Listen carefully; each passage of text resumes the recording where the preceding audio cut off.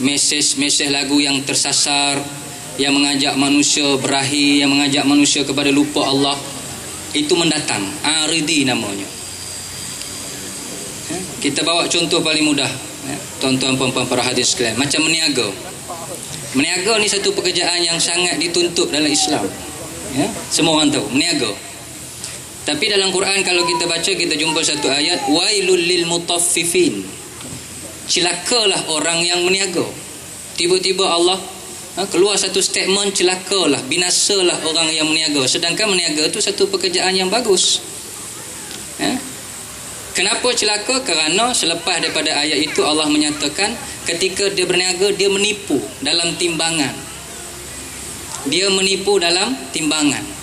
Ataupun kalau dia meniaga satu produk tu produk tiruan, tapi mati-mati dia kelentong, dia kencing kita, dia kata ini produk yang asli. Dia tipu. Jadi tipu itu dipanggil haram yang mendatang. Yang sehingga dengan itu Allah labelkan dia dengan wailun, celaka. Jadi jelas, kalau kita nak bercerita sedikit, beberapa pandangan-pandangan ulama yang mengharuskan muzik. Antara pertama sekali yang paling penting ialah tujuan tu. Macam Abang Syam sebut tadi, tujuan tadi mula-mula nak cari sanjungan manusia, habis tersasar awal-awal lagi. Bukan kata muzik buat apa pun. Kita semayang sekalipun, kalau tujuan nak bagi orang tengok, rosak. Fawailul lil musallin. Kita baca ayat itu, celakalah orang yang sembahyang, yang lalai, yang menunjuk-nunjuk, tujuannya tidak betul. Kemudian dalam muzik, nyanyian misalnya, kita tak dapat lari daripada membicarakan soal lirik. Maka lirik itu juga mesti membawa manusia supaya dekat kepada Allah dan Rasul. Lirik-lirik yang kita sebut ada mesej. Dia macam syair zaman Nabi, zaman kebangkitan Arab, ramai sastrawan-sastrawan ketika itu. Penyair-penyair menjadi sanjungan masyarakat. Jadi hukum syair ni bagaimana? Misalnya kata Imam Syafi'i rahimahullahu taala, dia kata asy-syi'ru kalamun, al-kalamu minhu hasanun wa minhu qabihun. Syair itu adalah kalam, perkataan. Jadi bila perkataan ada yang membawa kepada hasan, kebaikan, ada yang membawa kepada keburukan.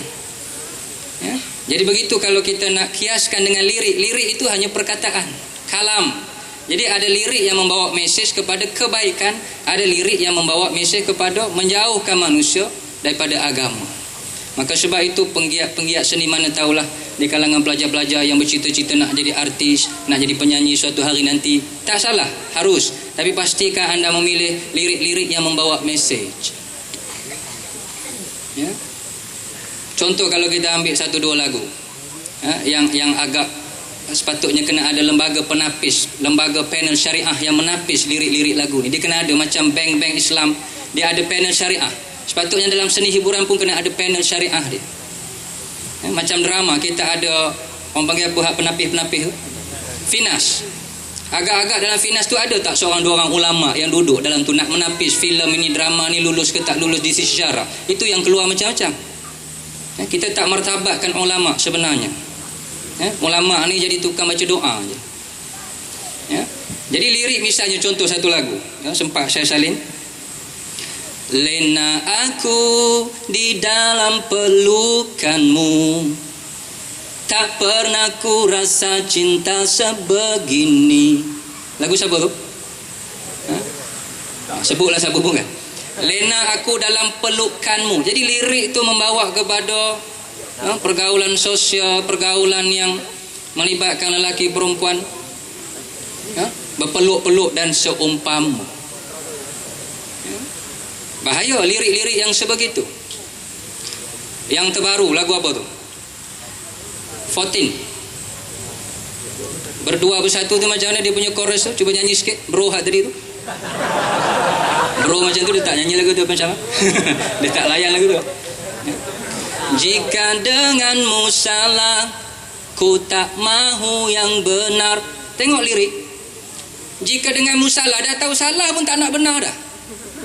Pendirian kita kalau salah, salah.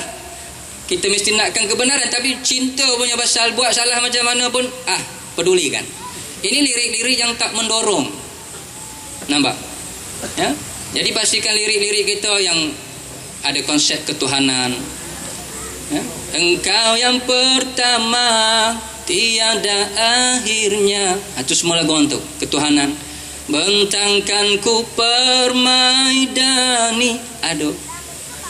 Ya? Mana hilang kasih sayang diberikan Tuhan. Siapa nyanyi lagu tu? Ali waktu dengan ekspedisi. Rambut panjang, baju hitam tengkorak, misalnya kan. Tapi lagu ada mesej.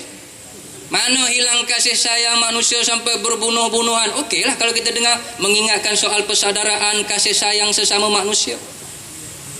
Ya, soal penampilan dia tak apalah, kita letak ke tepi dulu. Mesej lagu.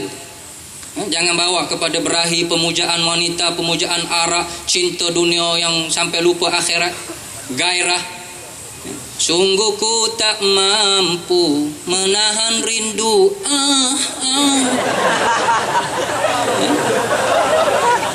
Ya? Itu kalau kata Abang Syam tadi, Inul Gaudi itu kan. Tapi hak itu Malaysia siapa tu? Mas Hidayu ke apa? Ke Amalina ke? Kalau macam tu, serban besar pun jatuh. Macam tu siapa?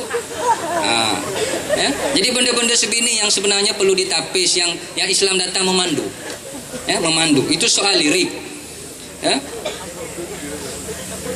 Kemudian yang paling penting sekali selalu disebut bila kita terlibat dalam dunia hiburan, bahkan sebenarnya dalam bidang apa sekalipun, jangan sampai lalai. Jangan sampai melupakan tanggungjawab kita kepada Allah Subhanahu Wa Taala. Jangan lupa bahawa kita ni makhluk yang sangat-sangat lemah. Kita ni hamba. Pegang kalimah hamba tu cukuplah. Kan? Bila hamba ni kita kena merendah diri, kita kena sentiasa tunduk dengan Allah, kehendak Allah. Ya, kita akan kembali kepadanya suatu hari nanti, suka atau tak suka, bersedia atau tak bersedia. Walaupun duduk dalam bidang apa sekalipun. Jangan lalai. Ya? Sebab tu kalau kata kita buat gotong royong bersihkan masjid, gotong royong semua pakat turun, gotong royong daripada maghrib, maghrib siang hari, daripada pagi sampai ke Zuhur, tak semayang Zuhur sampai tak semayang Asar misalnya, bergotong royong bersihkan masjid. Ya? Sampai tak semayang, walaupun atas nama gotong royong masjid, tetap berdosa kalau kita bergotong royong tu lalai sampai tak semayang. Ya? Sebab itu tuan-tuan, puan-puan, para sahabat sekalian, pelajar-pelajar khususnya yang hadir pada malam ini, maknanya kita duduk dalam bidang apa sekalipun, letakkan kita punya matlamat illa batira wajhi rabbihil a'la, kita mencari redha Allah Subhanahu Wa Taala. Ya? Jadi kalau memetik pengalaman Abang Syam tadi, Abang Syam tidak meninggalkan dunia hiburan itu, tidak meninggalkan gitarnya, tapi yang ditinggalkan ialah budaya lara itu. Itu beza. Ya? Yang ditinggalkan ialah budaya lara, ya? Sehingga membawa kepada hiburan yang lebih bermesej, hiburan yang lebih terpimpin, hiburan yang sama-sama menggamit kita untuk mengingatkan siapa kita, ya, sebenarnya di dunia ini. Baik, jadi itulah serba sedikit berkenaan dengan pandangan-pandangan ulama, ya, berkenaan dengan hukum muzik. Sebab tu bila kata ada ulama yang mengharamkan, haram tu sebab mendatang, kerana bercampur bau, kerana sampai tak semayang, kerana sampai peringkat memuja artis berlebih-lebihan. Ya? Nama artis semua kenal, ya? Aktiviti artis semua ambil tahu, pakaian artis warna apa dia suka, minuman kegemaran apa, kahwin berapa ribu, bercerai berapa hari bulan, berak berapa kali sehari, semua ambil. Ya? Tapi soal Nabi, soal para sahabat kita tak kenal pun. Untuk pemujaan artis berlebih-lebihan, itu yang masalah. Ya? Sebab tu kalau dulu barangkali Abang Syam boleh bercerita, dulu dia seronok kalau orang sanjung puja, tapi sekarang rasa gerun, rasa gayat.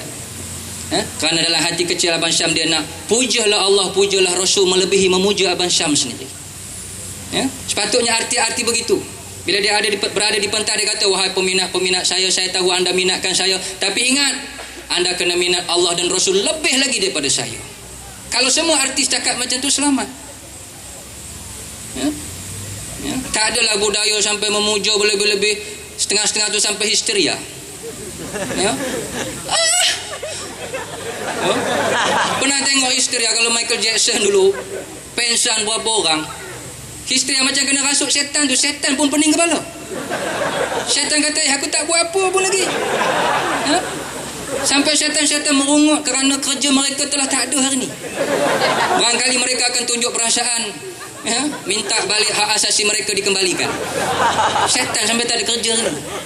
Ya? Belum apa-apa dah histeria, tengok K-pop all sampai nak pensan lah. Ya, ini bahayanya bila kita pisahkan agama daripada hiburan, bila kita pisahkan sentuhan Al-Quran, hadis, ya, daripada lapangan hidup kita. Baik, kalau ikut jadual program seterusnya kita akan kembali santai dengan memperdengarkan satu dua buah lagu lagi, dan kali ini giliran saya pula. Ya, cuma giliran saya ini faham-fahamnya lah. Kalau nak banding dengan Abang Syam jauh sekali lah. Ya, saya baru lepas UPSR.